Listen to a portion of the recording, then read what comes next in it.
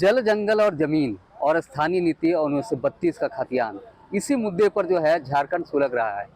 और जो छात्र नेता है, जो छात्र में है आक्रोश नजर आ रहा है।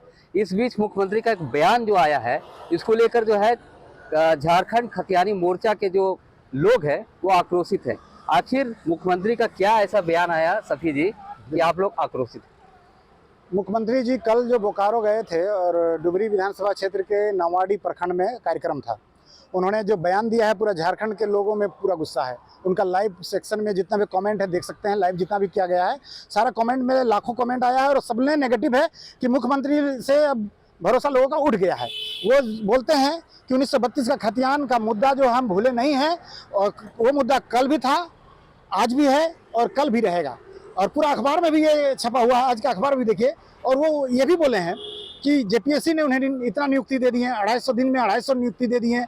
तो और बोल दे रहे हैं कि इतने नियुक्तियां हम लोग दे रहे हैं, लगातार ये कर रहे हैं, झारखंड के हित में काम कर रहे हैं और थोड़ा सा भी बाहरी लोग जो आ रहे हैं उसको रोकने का हम लोग नीति बना रहे हैं। तो मैं कहना चाहता हूं कि झारखंड अब आग सुलग रहा है, जल रहा है। आप जो है ये बयानबाजी बंद करिए। ये चुनाव जब आता है तो आपको ये नजर आता है, 4 साल हो गया मुख्यमंत्री हेमंत सोरेन जी, आपका चुनावी मुद्दा जहां से था वहीं पर है और वही बोल रहे हैं कि 1932 का खतियान। आपने 1932 के खतियान में भाई 4 साल में क्या किया? कुछ नहीं किए हैं आप और सिर्फ ठग रहे हैं।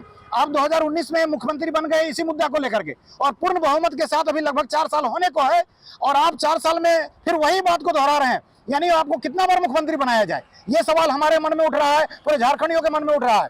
तो मैं कहना चाहूंगा कि झारखंडी खतियानी मोर्चा उनके इस कल के बयान का पूरा खंडन करते हैं और हम लोग सवाल करते हैं कि ये मुद्दा में आप बार बार जो ठगने का कोशिश कर रहे हैं, अब ये ठगना बंद करिए। अगर नहीं हो रहा आपसे तो इस्तीफा दीजिए। मैं कहना चाहता हूं कि 1932 का जो राज्यपाल के पास आनन फानन में उन्होंने भेजा था, राज्यपाल के पास पहली बार तो भेजने की जरूरत ही नहीं था, आप लागू कर सकते थे, लागू करना था तो। और 1932 आपने लागू असंवैधानिक क्यों किया था? क्योंकि 1900 आप जान रहे हैं कि कोल्हान तरफ 1964 में आपका सर्वे हुआ है, तो फिर 1932 को क्यों?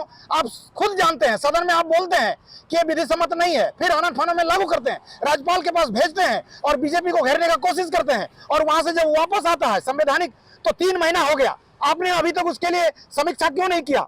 3 महीना के बाद जब चुनाव आया तो उनको बिना नियुक्ति, बिना मतलब परीक्षा का जिस तरह से आप नौकरी देने का काम करना चाहिए मुख्यमंत्री हेमंत सोरेन को, मैं तो कहूंगा।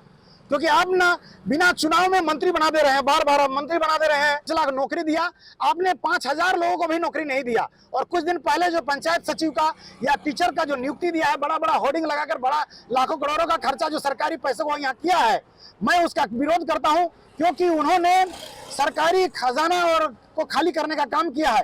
क्योंकि ये जो पंचायत सचिव का हो या टीचर का बहाली जितना भी उन्होंने किया है, मैं कहता हूं कि इसका श्रेय उनको नहीं जाना चाहिए।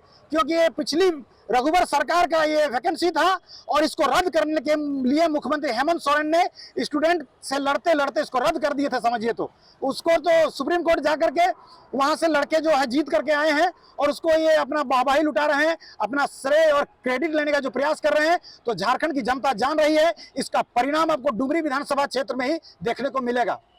मुख्यमंत्री तो लगातार कह रहे हैं कि जो युवा वर्ग है उसको आगे बढ़ाने की कोशिश की जाएगी, फिर भी आप लोग विरोध कर रहे हैं। अब उनको आगे बढ़ाने की जरूरत नहीं है, युवा आगे बढ़ चुका है और उनको अब पीछे हटने की जरूरत है। क्योंकि डुमरी विधानसभा में उनको सबक सीखने को मिलेगा और उससे पहले हम लोगों ने सबक दिया है रामगढ़ में जिस तरह से हम छात्र लोग उतर करके उनके विरोध में बिल्कुल उलगुलान किया था, उससे भी बड़ा भयंकर उलगुलान आपको डुमरी विधानसभा क्षेत्र में उनको देखने को मिलेगा। तो डुमरी में तो जिस तरह से जगन्नाथ महतो की जो पत्नी है, हाँ, उनका जनाधार है, फिर आप लोग कैसे उनको दिखाएं?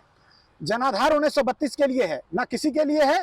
तो 1932 का जो है उनका सपना था। हम लोग जब भी मिलने जाते थे तो टाइगर जगन्नाथ महतो जी हम लोग बार बार बोलते थे, मंत्री जी बोलते थे स्वर्गीय, उन्होंने बार बार कहा है कि मैं नहीं रहूं ना रहूं, मेरा सपना पूरा होना चाहिए।